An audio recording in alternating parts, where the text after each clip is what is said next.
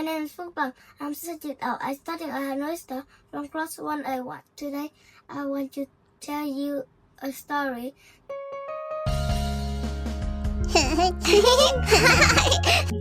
The ants and the birds. On the hot summer day, a little ant went down to the river for some water.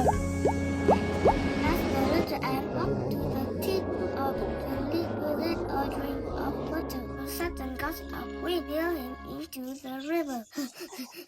Help! Help!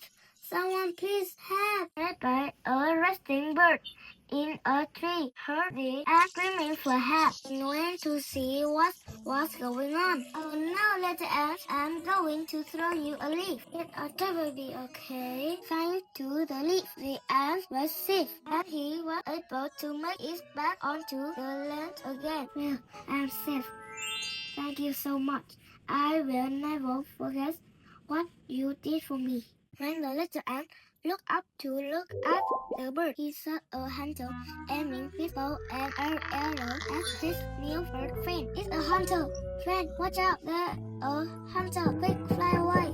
Friend, fly away! Even after the ant cried, the bird still had no clue as to what was going on. The little ant didn't know what to do except by the hunter foot. Ouch!